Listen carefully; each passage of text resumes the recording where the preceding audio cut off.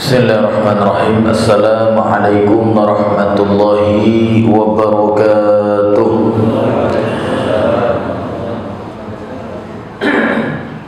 Innal hamdalillah nahmaduhu wa nasta'inuhu wa nastaghfiruh wa na'udzu billahi min shururi anfusina wa sayyiati a'malina. Man yahdihillahu fala mudhillalah wa man yudlil fala hadiyalah.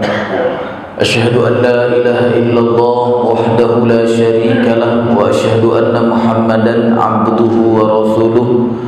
Allahumma fassalli wa sallim ala hadan nabiyil karim wa ala alihi wa ashabihi wa man da'a bi da'watihi wa man ittaba'a sunnatahu ila yaumiddin, amma ba'du.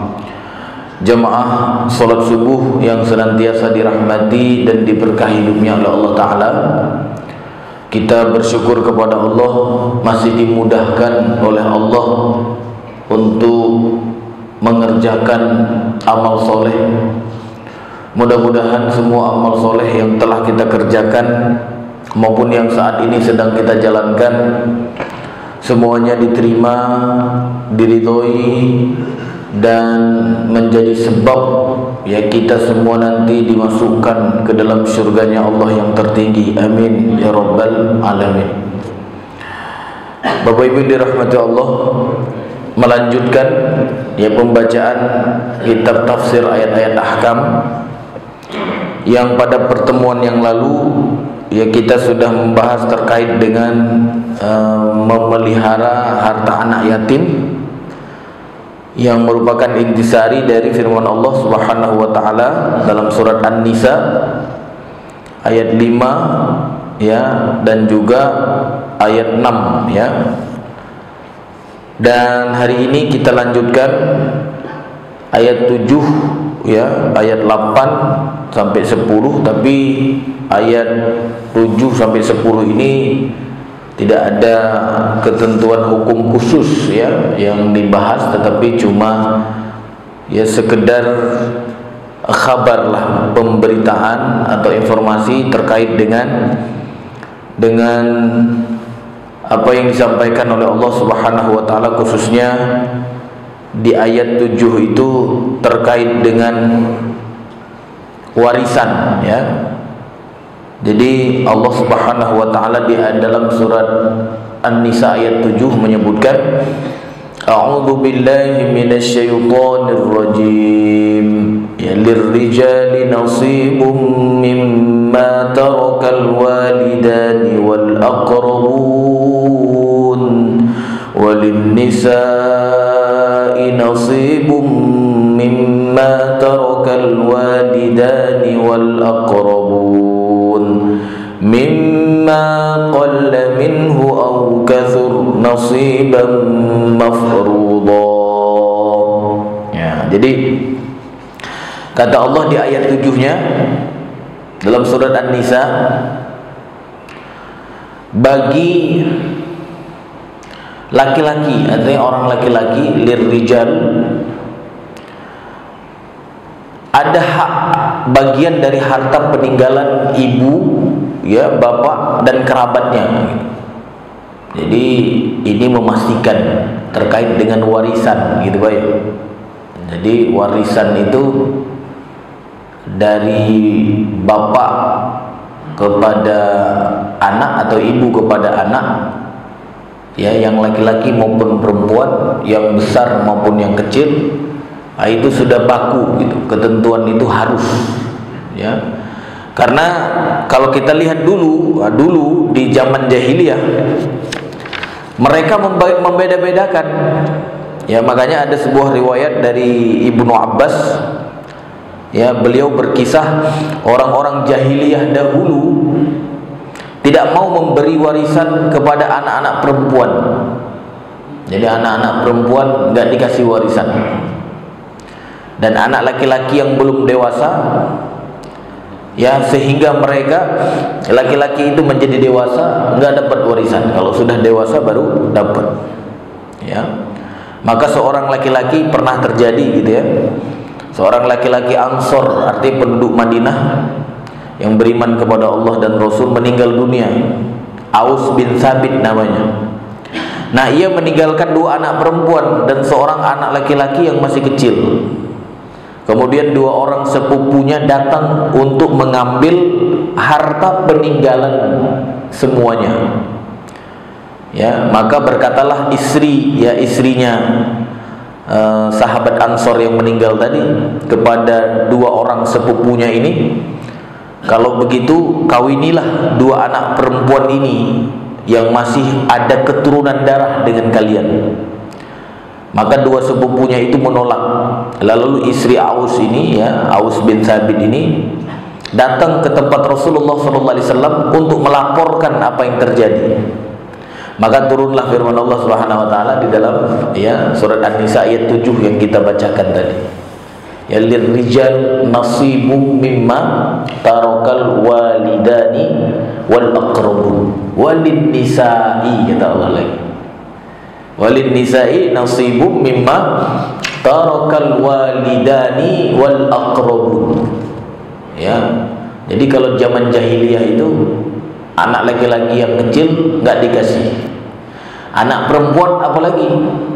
Kalau perempuan nggak kecil nggak besar, nggak dikasih warisan. Ya, siapa yang ngambil? Yang ngambil adalah kerabat dari, kalau laki-laki berarti kerabat dari laki-laki tadi. Ya, makanya sepupunya datang tadi ketika kisah sahabat Ansor yang kita sebutkan tadi. Ya. Nah, Islam menjelaskan bahwa tradisi jahiliyah itu, ya, itu tidak benar. Ya. Yang sebenarnya itu untuk laki-laki ada bagian dari apa yang ditinggalkan oleh 2 orang tuanya atau kerabatnya. Dan Allah kemudian juga memastikan perempuan juga begitu. Padahal sebenarnya bisa aja kan Allah mengatakan ya lirrijal wan nisa gitu kan, nasib, ya kan, tapi enggak, Allah enggak ulang enggak nyebutkan bareng-bareng, tapi nyebutin satu-satu gitu. Kan lirrijal nasibum mimma tarakal walidani wal aqrabun, satu. Jadi seolah-olah lirrijal harus ada yang khusus, untuk laki-laki ada yang khusus, mau besar mau kecil. Habis itu disebutkan lagi oleh Allah pengulangan, walin nisa nasibum mimma tarakal walidani wal aqrabun. Padahal kalau mau hemat kata-kata gimana, Pak? Langsung saja lirrijal wan nisa gitu ya. Tapi enggak, Allah sebutkan lirrijal jelasin, habis itu lin nisa jelasin. Menunjukkan apa? Menunjukkan mereka memang dua-duanya dapat gitu. Mimma qalla minhu aw katsur, baik warisan itu sedikit maupun banyak gitu. Jadi jangan kalau sedikit diremehkan, kalau banyak rebutan, gitu ya. Mimma qalla minhu aw katsur, dapat dua-duanya, ya. Nah, nasibam mafruḍo artinya apa? Ya, artinya bagian atau menurut bagian yang telah ditetapkan. Jadi dalam Islam setiap orang itu sudah ditetapkan dapat berapanya. Ya, nasibam mafruḍo. Nanti di ayat selanjutnya cuma tidak dibahas di dalam kitab kita, karena biasanya para ulama terkait dengan pembagian warisan itu ada pembahasan khusus gitu kan. Nah, ini tidak disebutkan. Dan di kita juga ada kan, di kita ada ustadz khusus yang menjelaskan tentang fikih waris kan, ada apa ya? Nggak ada juga? Belum. Ya, harusnya ada gitu ya. Tapi di kitab kita tidak ada kitab khusus warisan, ya. Karena saya juga ingat dulu ketika di Al-Azhar di kuliah itu, ya, kitab yang membahas tentang warisan dia khusus gitu ya. Walaupun nanti ada fikih secara umum, nah ini kitab yang terkait dengan warisan itu, ya, satu kitab membahas itu semua gitu.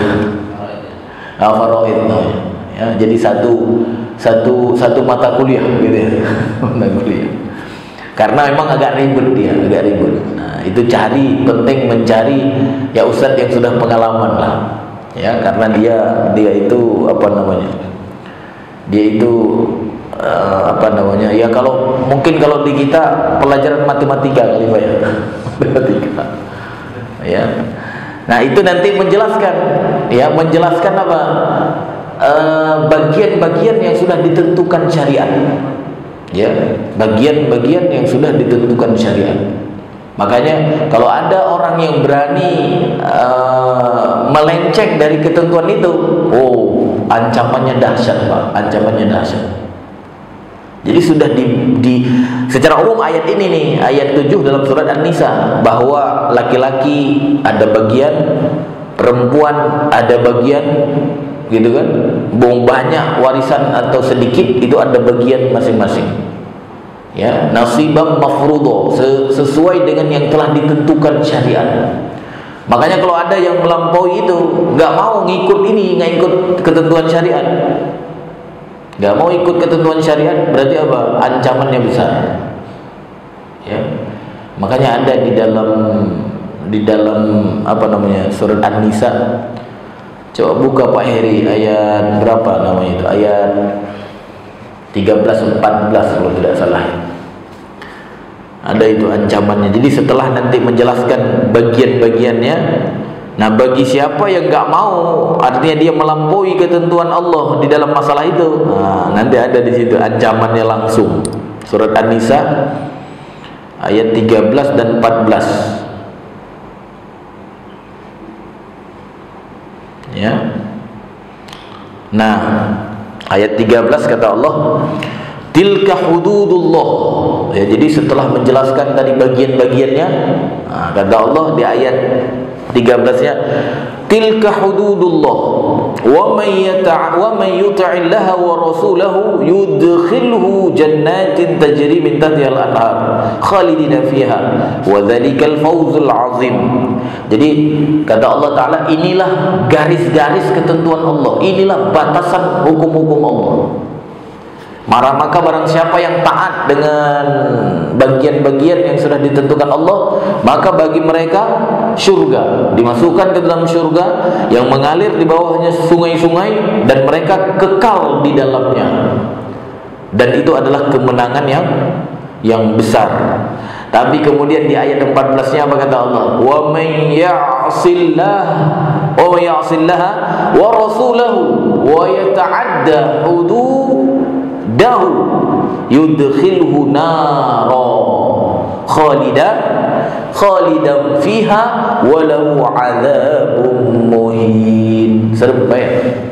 Dan barang siapa yang bermaksiat kepada Allah dan Rasulnya, artinya apa? Dia nggak mau apa? Nggak mau taat gitu dengan ketentuan yang sudah dibuat oleh Allah itu.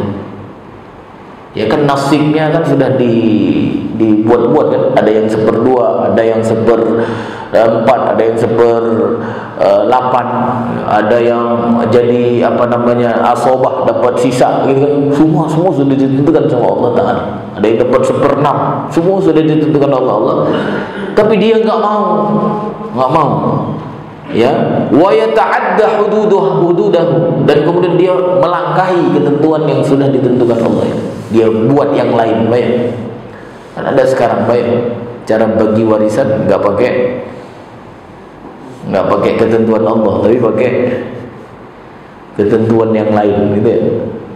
Wa yata'adda hududahu yudkhilhu nara, dimasukkanlah dia ke dalam neraka, dan gak main-main. Nah, dalam masalah ini kata Allah, yudkhilhu nara khalidan fiha, sampai disebut dengan kekal di dalamnya. Ini ancamannya besar, padahal sebenarnya ya kalau orang muslim gitu ya, yang fasik atau orang muslim yang maksiat, pada dasarnya dia kan gak kekal di neraka kan.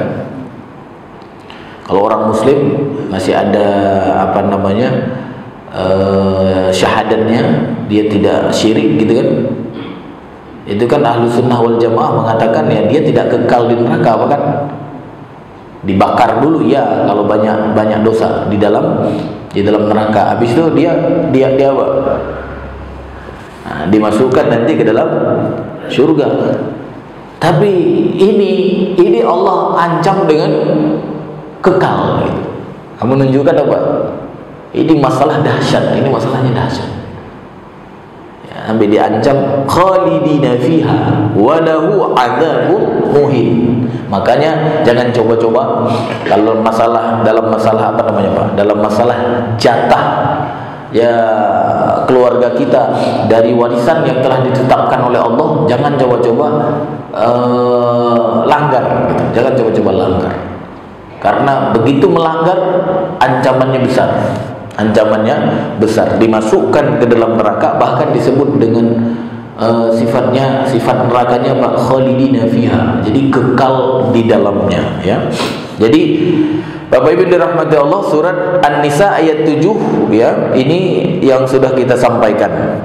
Dan kemudian di ayat 8 Allah Subhanahu wa taala menyebutkan wa idza hadaral qismata ulul qurba wal yatama wal masakin farzuquhum minhu wa qulu lahum qawlan ma'rufa.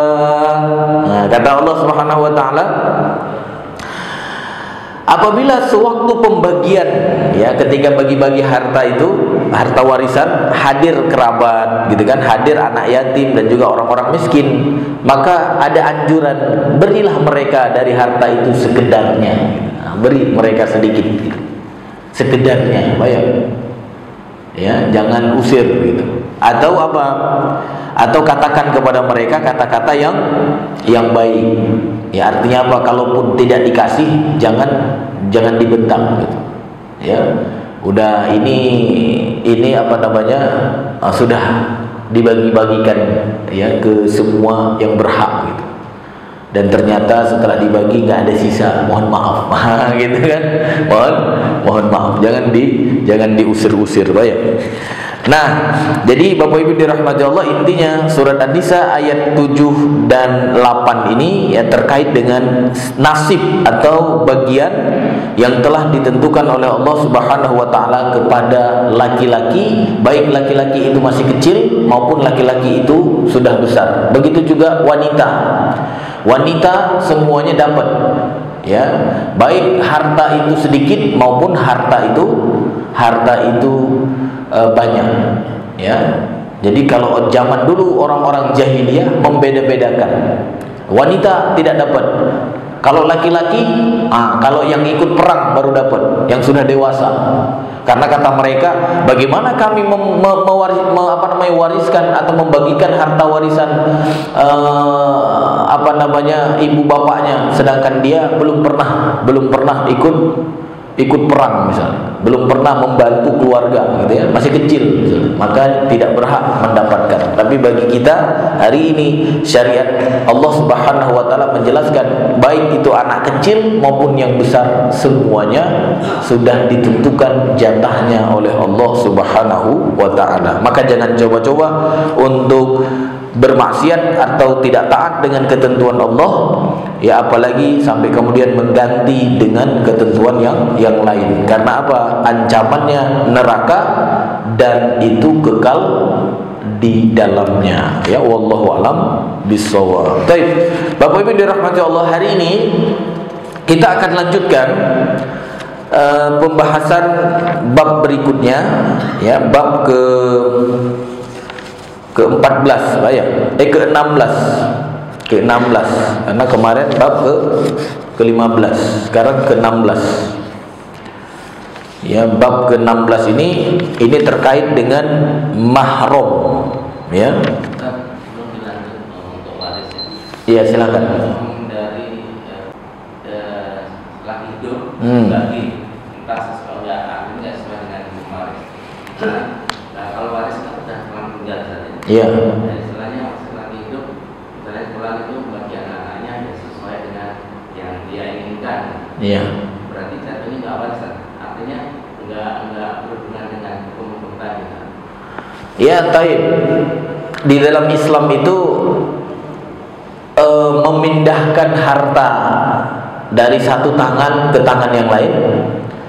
Nah, itu ada akad masing-masing. Akadnya beda-beda. Ya. Ya, seperti hibah misalnya. Hibah itu memindahkan kepemilikan dari satu tangan kepada tangan yang lain. Ya. Ada lagi namanya sedekah. Bahkan sedekah itu termasuk memindahkan harta. Ya. Wakaf juga memindahkan harta. Ya, kalau wakaf sebenarnya lebih dahsyat lagi kan, karena dia mindahin harta dari manusia ke mana? Nah, kalau hibah dari manusia ke manusia, sedekah dari manusia ke manusia. Kalau wakaf dari mana ke mana, Bang? Masya Allah, dari manusia ke Allah. Makanya harta wakaf itu milik Allah.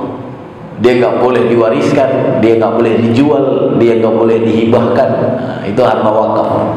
Makanya kalau masjid ini masjid wakaf, berarti milik siapa? Milik Allah. Ya, jadi memindahkan kepemilikan dari punya manusia kepada milik Allah. Ada juga nanti memindahkan kepemilikan ya seperti wasiat namanya. Nah, wasiat. Coba nanti ada beda. Ada pemindahan kepemilikan terjadi ketika langsung dipindahkan. Nah, ketika langsung dipindahkan. Misalkan kayak sedekah tadi kan terjadi saat itu juga. Saat masih hidup. Hibah juga begitu. Terjadi saat itu juga. Ketika dikasih, ini kuhibahkan kepadamu, terjadi saat itu juga. Gitu. Nah, ada pemindahan kepemilikan terjadinya nanti. Setelah apa? Setelah orang yang memindahkannya meninggal. Nah, apa namanya itu, Pak? Wasiat namanya. Wasiat. Aku wasiatkan kepadamu untuk berikan hartaku ini nanti. Gitu. Kepada si fulan. Nah, dia masih hidup. Apakah sudah berpindah hartanya? Belum, Pak. Kapan berpindah? Ketika nanti dia meninggal, baru diambil hartanya, diberikanlah kepada si fulan. Nah, itu namanya perpindahan setelah meninggal. Ada juga perpindahan harta setelah meninggal. Nah, itu namanya warisan. Kita punya harta, dan harta kita nanti mau tidak mau jadi berpindah tangan. Berpindah tangan, diwasiatkan atau tidak, pasti pindah tangan. Nah, itu namanya warisan. Jadi makanya Pak, semakin walaupun banyak Bapak tinggalkan harta banyak banget, begitu Bapak mati, nanti harta itu pindah tangan. Mau tidak mau pasti pindah tangan. Mau tidak mau, itu sesuai dengan syariat Allah. Nah, pertanyaannya, aku gak mau dipindahkan hartaku nanti setelah mati, ya, dengan akad warisan tadi kan, aku gak mau. Aku maunya apa? Aku maunya dipindah sekarang saja. Pindah sekarang. Karena yang pertama, aku takut nanti terjadi keributan. Kalau bahasa saya itu niat yang salah.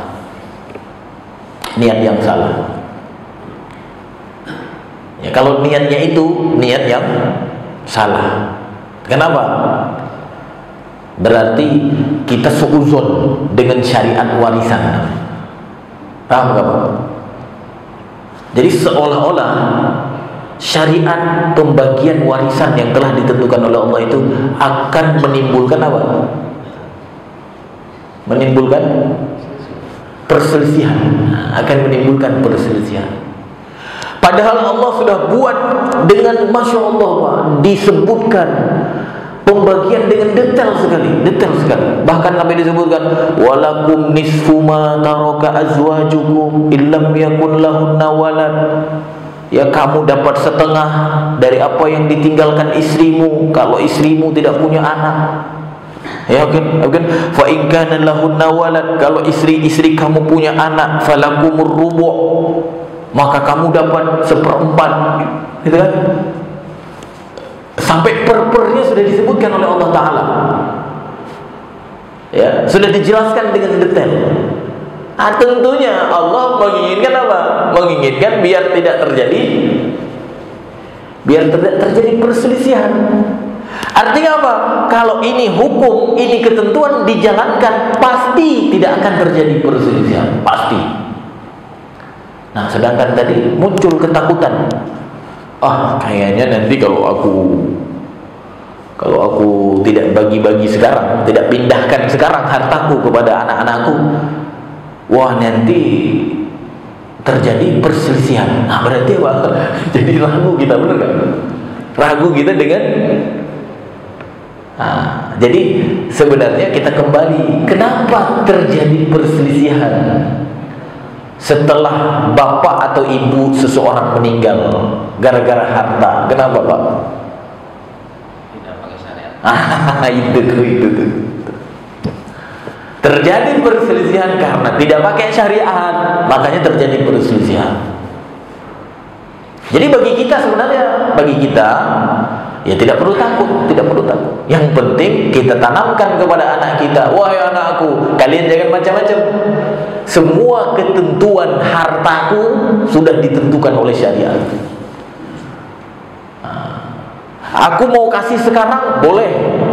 Kalau aku nggak ngasih sekarang kepada kalian, hartaku tinggal. Nanti kalian bagi-bagi sesuai dengan syariat, aman, nggak perlu takut. Asalkan kalian bagi-bagikan harta ini sesuai dengan syariat. Makanya disebutkan oleh para ulama, kalau kita takut tadi, ya, kita takut, ini sesuatu yang tercela, tercela. Ya, jangan membagi-bagikan harta sebelum kita meninggal karena takut, nanti takut, gitu. Jangan. Jadi kalau mau bagi sekarang silahkan, tapi nggak ada motivasi tadi untuk memotivasi akan terjadi perselisihan ketika bagi warisan. Karena kalau dibagi sesuai dengan syariat, pasti tidak akan terjadi perselisihan, pasti. Kecuali anak kita tadi memang apa? Ya, anak kita belum mau menerima ketentuan syariat. Gitu. Itu baru beda, Pak. Makanya pastikan anak-anak kita sebelum meninggal itu dia mau menerima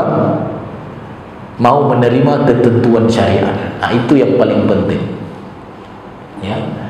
Tapi kalau misalnya bagi-bagi sekarang tadi Pak Mizan misalnya nggak ada motivasi karena takut, misal takut kalau pas bagi warisan nanti berantem gitu, dia pingin sekarang aja kasih gitu, kasih. Ya. Apalagi ada dorongan orang begini, kayak misalnya dia punya anak perempuan gitu kan, dia punya anak perempuan saja. Kalau anak perempuan saja kan bukan ke anaknya semua kan, walinya dapat kan. Ada ketakutan. Kalau aku tidak kasih sekarang, nanti walinya dapat, gitu kan. Kalau aku nggak bagi-bagi sekarang, nanti pas bagi warisan bukan untuk anakku semuanya, tapi wali-walinya dapat, adik-adikku jadi dapat dari hartaku. Ya Allah, jahat sekali kita kan, jahat sekali, Pak.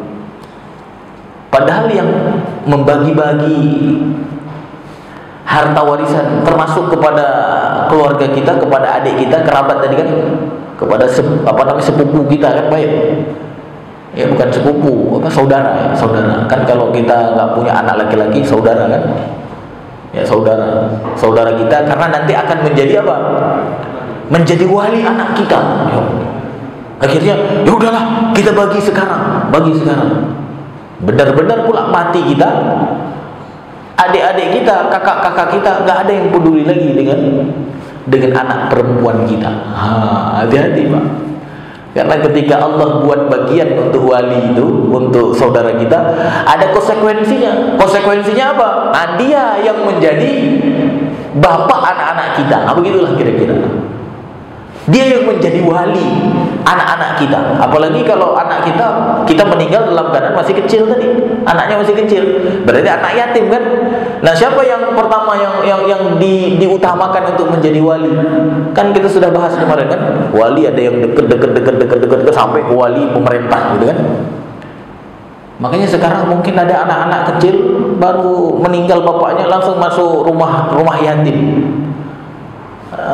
Saudaranya nggak ada yang mau, nggak ada yang mau. Bisa jadi itu karena mungkin langsung dulu dibagi karena takut walinya dapat bagian. Makanya para ulama ya, di antara para ulama menyebutkan kalau punya niat itu kalau punya niat itu tercela. Nggak usah punya niat itu. Ya, kalau misalnya nanti dibagi wali kita dapat, wali anak kita dapat, ya biarin aja, itu ketentuan Allah. Gara-gara dapat itu, dia nanti akan melindungi anak kita misalnya. Akan menikahi juga anak kita. Kan yang menikahi anak kita kan siapa, Pak? Kalau kita meninggal. Ya, saudara kita kan, walinya. Kalau kita nggak punya orang tua lagi kan, orang tua nanti saudara gitu kan. Nah, makanya sekarang mungkin ada yang dinikahin sama wali hakim gitu ya, wali amr. Kenapa? Bisa jadi dia nggak atau saudara-saudaranya nggak dikasih warisan, akhirnya apa? Dia berlepas diri, ya. Nah, tanpa niat itu semua, kita ingin memberikan hibah ketika anak kita masih hidup, nah itu baik, gitu baik. Nah, ini buat kamu. Yang satu lagi, ini buat kamu, gitu kan? Karena nanti hukumnya beda, Pak. Hukumnya beda. Kalau hibah itu hukumnya boleh bagi sama.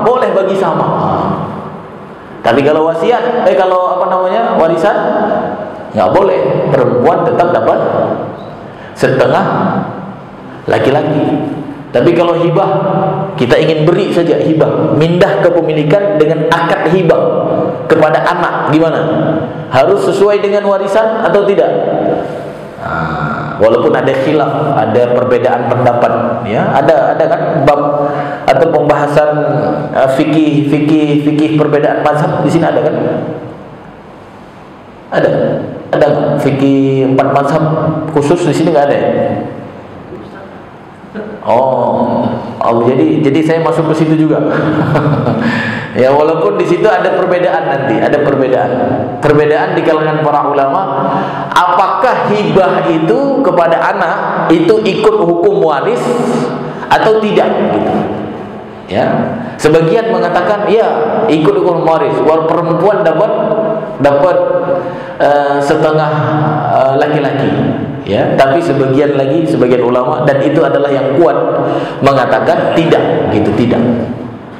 Jadi hibah kepada anak-anak itu dia tidak harus seperti hukum waris. Ya, itu pendapat yang kuat, ya, diantaranya itu diutarakan oleh Syekh Ibnu Hajar Al-Asqalani, ya, ketika beliau menyebutkan perbedaan pendapat di dalam kitabnya Fathul Bari itu, yang beliau jelaskan, ya. Nah, pendapat yang kuat itu disebutkan oleh para ulama apa tadi? Ya, hibah itu sama.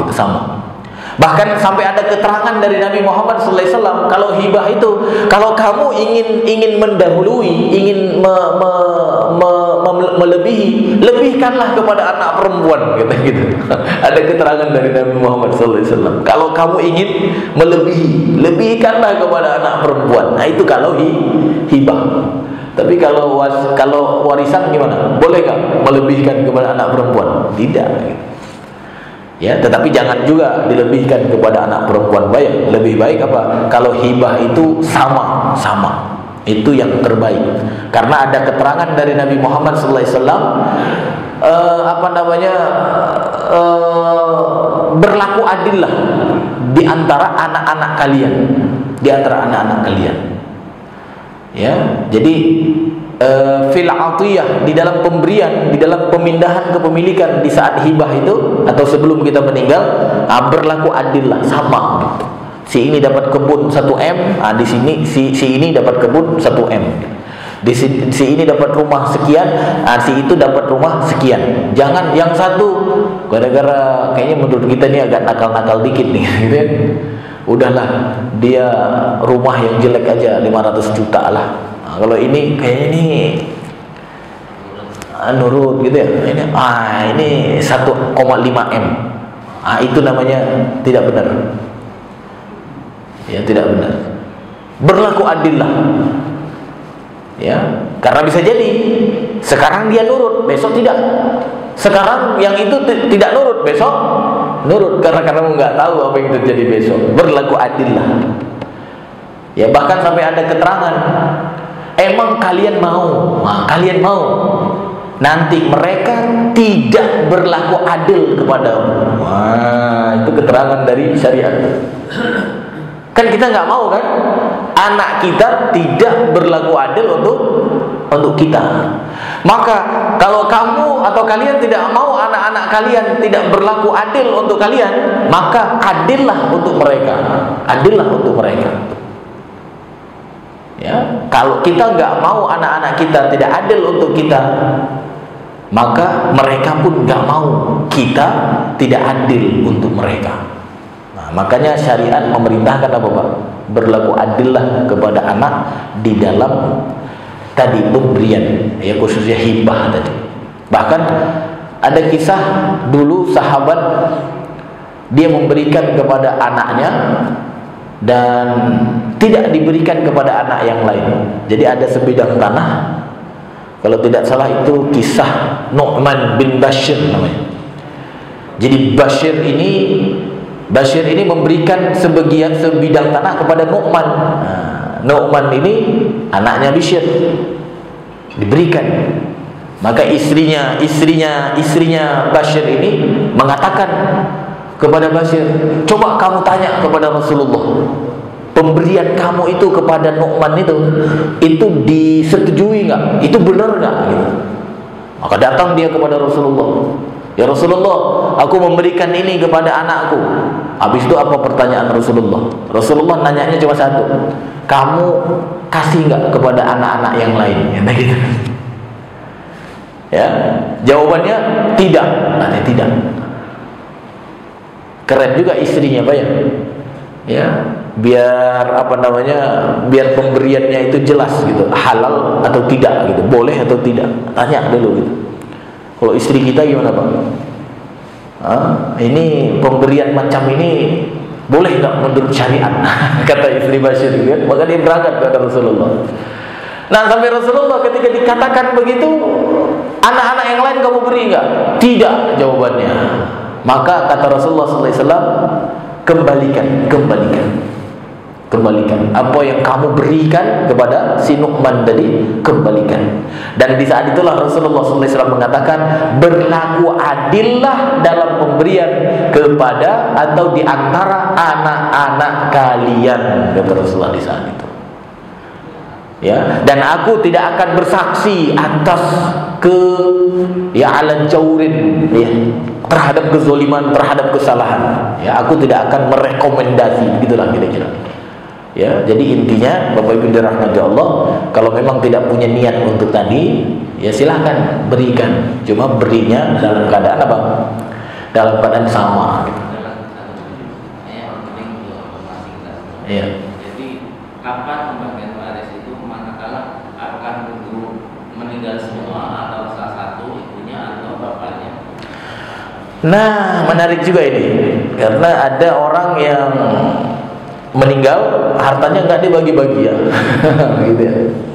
Sampai udah meninggal lagi nggak dibagi juga. Akhirnya nanya ke ustadz setelah meninggal yang ketiga, gitu ya. Gitu ya. Jadi kakeknya meninggal, ya. Habisnya bapaknya meninggal, anaknya nanya, gitu. Anak-anaknya baru nanya, ya. Dulu ada warisan bapakku dari kakek gitu, tapi belum dikasih, belum dibagi, gimana? Nah, makanya disebutkan oleh para ulama, Bapak Ibu rahmatullah, anjurannya apa? Pembagian warisan itu segera, jangan ditunda-tunda, segera. Ya, makanya di kita itu bagus kadang-kadang ketika ada orang tua kita meninggal misalnya, itu kan biasanya anak-anaknya pada pulang, bayar. Yang dari luar negeri, yang mana gitu. Padahal bapaknya udah meninggal, udah dikubur pun. Tapi kita kadang-kadang kan ada apa Pak? Kebiasaan ya anak pulang lah gitu, Pak ya. Benar gak? Ya, nah sebenarnya itu bagus. Kesempatan untuk membicarakan masalah warisan. Jangan merasa tabu dengan itu, jangan Pak, jangan. Wah, kita pulang ini kan bukan untuk bicarakan harta. Kan ada orang begitu Pak ya. Kita pulang ini untuk apa? Untuk apa kau pulang kalau nggak pulang? Ya kalau misalkan udah pulang, untuk apa kalau kita nggak membicarakan ini kan gitu kan Pak ya? Kan ada orang yang sok apa namanya? Wah, jangan ngomong-ngomong harta deh, kan bapak kita baru meninggal kan gitu ya. Benar nggak Pak? Syariat itulah yang diharuskan Pak.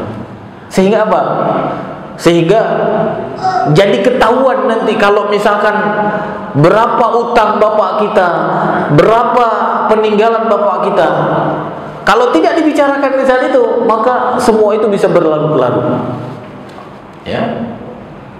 Bahkan ada harta warisan sudah dibagi, utang bapak belum dilunaskan. Nah, makanya di saat kumpul keluarga setelah bapak kita meninggal itu, diantaranya bicarakan langsung itu Pak, langsung bicarakan itu, langsung. Ya, sehingga nanti, ya yang pertama tentu sebelum bagi harta warisan apa Pak? Lunasin utang dulu kan, karena utang itu harus dilunasin dari harta yang meninggal.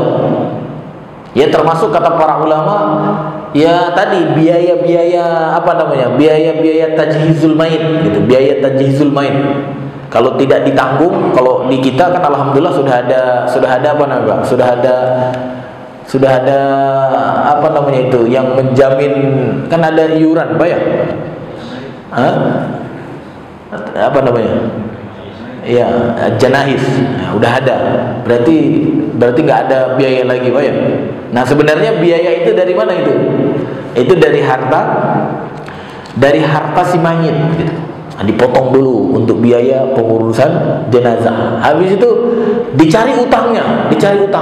Ada nggak utangnya? Nah utangnya dipotong dari harta warisan. Itu harus segera Pak, harus segera. Ya, makanya jangan apa namanya Pak, jangan merasa wah ini baru kok tanah kuburan bapak kita belum kering sudah bicara harta. Memang harus. Coba bayangkan kalau bapak kita masih punya utang dan dia nggak dilunaskan. Ya, masih mending kalau ada yang mau apa Pak? Mau urunan dulu kan. Tapi kan umumnya yang namanya uang kan, apalagi anaknya sudah punya istri, dia mikirnya banyak gitu kan. Banyak mikirnya. Makanya diselesaikan dari hartanya si mayit gitu.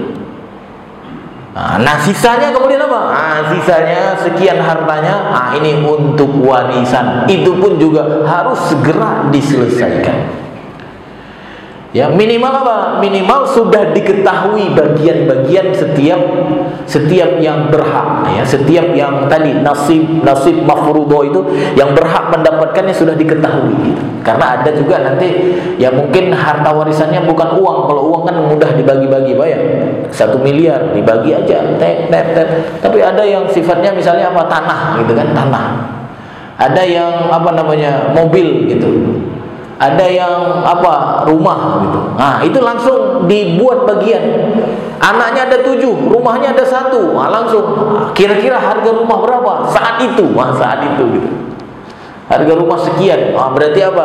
Si ini dapat 1/3, si ini dapat 1/2, si ini dapat. Itu sudah ada bagian. Jadi walaupun belum terjual itu rumah, tapi sudah tahu yang menjadi pemiliknya. Pemiliknya siapa sudah jelas gitu. Sehingga nanti kalau misalkan ada mungkin di antara keluarga itu yang kaya, ya sudahlah, rumah itu kubeli. Kalian tinggal dapat nilainya saja kan, ada Pak ya. Rumahnya dijual ke orang nggak laku, akhirnya dibeli sama satu keluarga atau satu anggota keluarga yang duitnya banyak gitu. Ya, dibeli sama dia, yang lain dapat apa Pak? Dapat uangnya misalnya. Ya, intinya pertanyaan kapan pembagian harta warisan itu segera, itu yang dianjurkan oleh syariat, segera.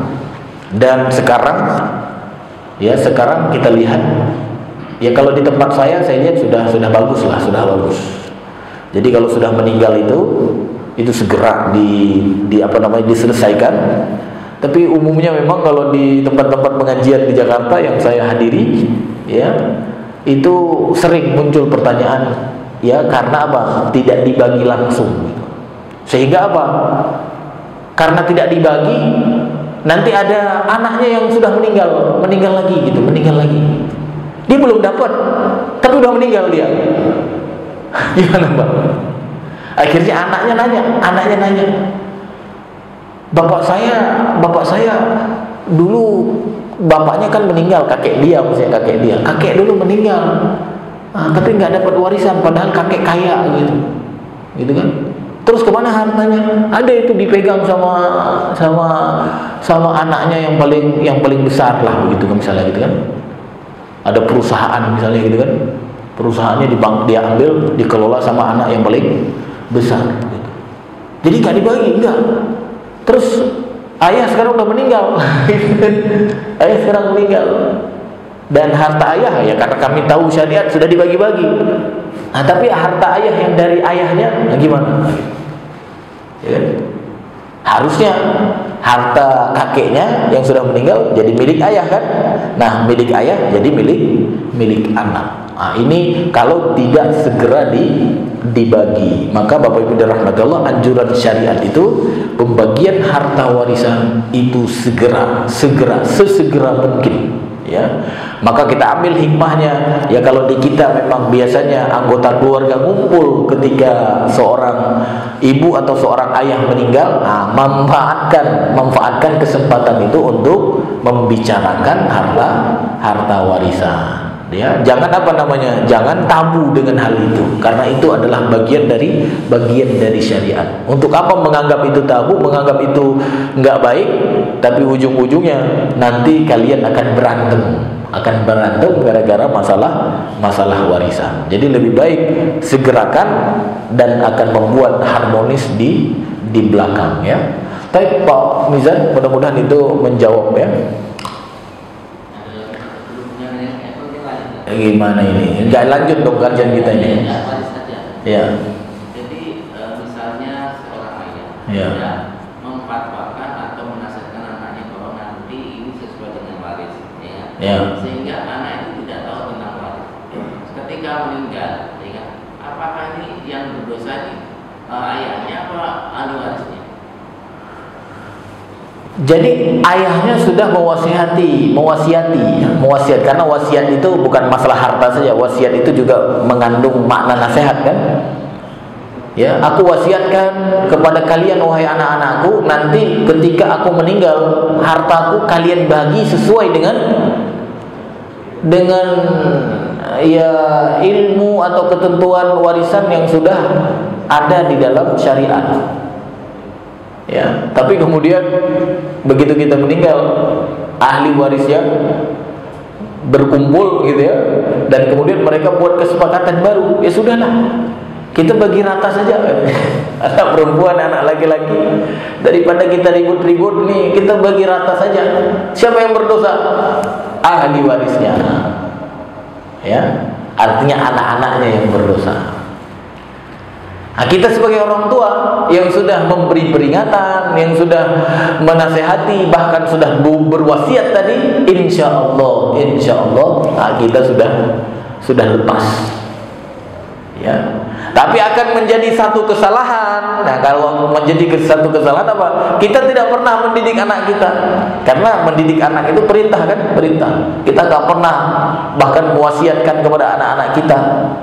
Ya, bahkan mungkin juga wasiatnya lebih parah lagi. Nanti kalau aku meninggal, ini kakakmu yang perempuan itu kasih lebih banyak daripada yang laki-laki yang nggak pernah pulang itu ya. Nah, gitu. Kan ada juga yang wasiat kayak gitu. Wah, itu baru di saat itu mendapatkan dosa di hadapan Allah. Ya.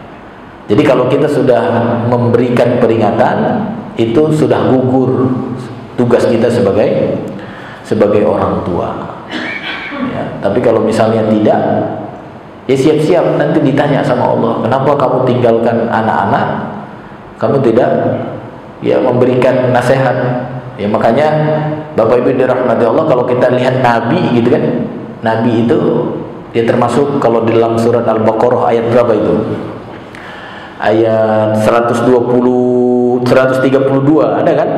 Ketika Allah menceritakan Nabi Ibrahim itu ya. 132 dalam surat Al-Baqarah ada itu, Pak ya. Ya, kata Allah, wa wassa biha Ibrahim banihi wa Ya'qub ya baniya inna Allah astafa lakumuddin. Ya masyaallah. Fala tamutunna illa wa antum muslimun. Nah, ini di antara wasiat, Pak, wasiat. Apa kata Nabi Ibrahim? Coba lihat ini artinya. Dan Ibrahim mewasiatkan ucapan itu kepada anak-anaknya. Demikian juga nanti Yakub. Ya, Yakub kan anak Nabi Ibrahim kan? Nah, Yakub juga nanti mewasiatkan lagi kepada anak-anaknya. Cuma anak-anaknya ada yang error, bayang. Ya, kan ada anak Nabi Yakub macam-macam kan? Makanya kita kenal dengan Bani apa namanya? Jadi Yakub itu nama lainnya Israel ya. Jadi Bani Israel itu anak-anaknya Yakub gitu.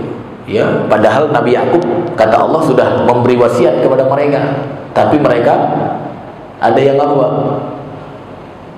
Ada yang error gitu ya. Ada yang membantah. Nah, apakah Nabi Yakubnya salah? Gimana, Pak? Gimana? Salah enggak? Oh, udah wasiat. Makanya ini wasiat itu penting, Pak ya. Coba lihat. Wahai anak-anakku, sesungguhnya Allah telah memilih agama untukmu.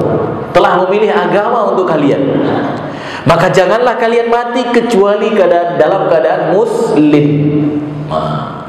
Nah, kalau kita pakai dalam masalah warisan, wahai anak-anakku, Allah sudah menunjukkan, Allah telah mengajarkan, Allah telah menurunkan bagaimana tata cara bagi harta warisan. Maka bagilah harta warisan sesuai dengan ketentuan syariat. Gitu, masya Allah. Itu wasiat. Kalau Nabi Ibrahim, Nabi Yakub wasiatnya umum. Baik, Allah sudah kasih apa? Sudah kasih Islam. Karena cara bagi warisan tadi kan yang ada dalam surat An-Nisa tadi, itu kan Islam, baik, Islam. Kalau Nabi Yakub tadi langsung Islam. Allah sudah memilih Islam untuk kalian. Maka jangan cari yang lain. Bahkan jangan mati kecuali dalam keadaan Islam. Habis itu ada juga wasiat. Nah, apa namanya wasiat di ayat selanjutnya itu ya? Am kuntum syuhada'a idh hadara Ya'qub al-maut. Ya. Idh qala li banihi ma ta'buduna min ba'di qalu na'budu ilahaka wa ilaha abaika Ibrahim wa Ismail wa Ishaq ilaha wahida wa nahnu lahu muslimun. Masya Allah. Ya, sampai ke situ juga dinasihati, bayang. Coba lihat tuh.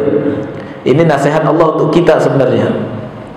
Apa kata Allah? Apakah kamu menjadi saksi saat maut akan menjemput Yakub? Makanya wasiat itu identik dengan apa, Pak? Dengan sakratul maut, gitu ya. Karena biasanya orang berwasiat itu ketika mau meninggal. Tapi sebenarnya dalam syariat Nabi Muhammad, wasiat itu bukan hanya ketika mau meninggal. Bahkan sahabat Nabi seperti Abdullah bin Umar, beliau tidak melewati, kalau tidak salah dalam hadis itu 2 malam gitu ya, atau 1 malam, kecuali wasiatnya tertulis di sisinya gitu. Artinya beliau wasiat terus gitu, wasiat terus. Ada wasiat yang beliau buat gitu. Enggak mesti apa, Pak?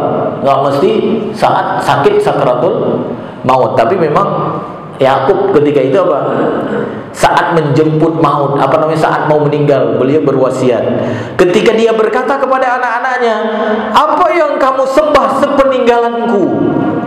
Maka mereka menjawab, "Kami akan menyembah Tuhanmu dan Tuhan nenek moyangmu yaitu Ibrahim, Ismail dan juga Ishak. Ya, apa yang disembah oleh mereka? Tuhan yang satu, Tuhan yang Maha Esa, yang kami hanya berserah diri kepadanya. Kalau anak kita sudah menjawab seperti itu, matilah kita dengan keadaan tenang, Pak. Ya. Jadi kalau bapak sampaikan, nanti wahai anak-anakku, kalau dalam masalah warisan, nanti kalau aku meninggal hartanya memang tidak banyak, Pak, tidak banyak, nak. Bagilah sesuai dengan ketentuan syariat. Maka kata anak-anak kita, sami'na wa ata'na wahai ayahku, misalnya, gitu kan? Meninggallah kita dengan tenang, Pak. Nggak perlu takut. Apalagi berpikir, ya udahlah, ini aku mau meninggal ini, nanti ini untuk kamu ya, ini untuk kamu ya, untuk kamu ya. Itu nggak perlu lagi, Pak. Cukup wasiatnya singkat tadi. Singkat tadi, Pak ya. Allah sudah memilih Islam, maka kalau kalian jangan meninggal kecuali dalam keadaan Islam. Ya, jadi terkait dengan wasiat itu memang Allah itu sudah menjadi perbuatan para anbiya. Dan sahabat saya sebutkan tadi, diantaranya Abdullah bin Umar, tidak melewati malam kecuali itu wasiatnya tertulis. Karena yang namanya meninggal kan nggak harus sakit dulu, kadang-kadang bayang lagi tidur, besok nggak bangun lagi, wasiatnya sudah ada.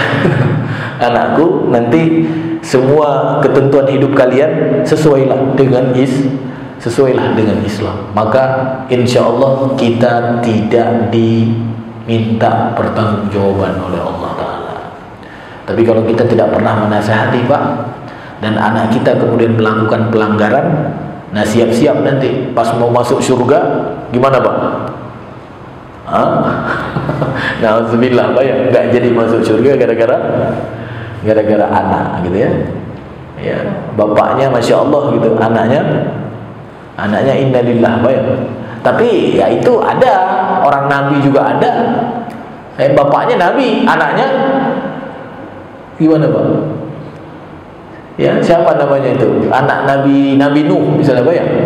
Bapaknya Nabi, anaknya bapaknya ustadz, anaknya error. Wajar, Pak, wajar. Makanya jangan salahin ustadz. Ustadz ceramah terus kemana-mana, anaknya jangan juga gitu. Cuma lebih indah lagi, gimana, Pak? Lebih indah lagi, bapaknya lurus, anaknya itu namanya nikmat, gitu ya, nikmat. Tapi ya tidak semuanya Allah kemudian berikan sesuai dengan apa yang menjadi keinginan kita. Kadang-kadang Allah punya kehendak lain, bayar. Yang jelas kita berhusnuzon kepada Allah. Mungkin ini, Pak, ini kayaknya waktunya sudah habis. Jadi kita tidak bisa lanjut ke bab yang berikutnya. Ya, bab yang ke berapa, Pak? Yang ke-16, ya. Udah habis waktunya, misalkan? Udah waktu syuruk, udah sholat, udah. Tapi mudah-mudahan menjadi ilmu yang bermanfaat. Apapun yang kita sampaikan hari ini, ya mudah-mudahan ini menjadi pemberat timbangan kita di hari akhirat. Dan yang terpenting apa, Pak? Yang terpenting kita laksanakan, ya, kita laksanakan apa yang kita sudah ketahui, ya, sehingga ilmu itu menjadi bermanfaat untuk kita, menjadi berkah, gitu ya.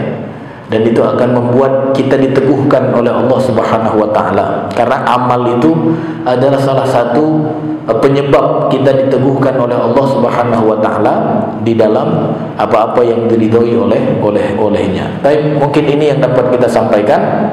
Mohon maaf apabila ada kata-kata yang menyinggung perasaan Bapak Ibu sekalian. Kita tutup dengan doa kafaratul majlis. Subhanakallahumma wa bihamdika asyhadu an la ilaha illa anta astaghfiruka wa atubu ilaik. Wassalamualaikum warahmatullahi wabarakatuh.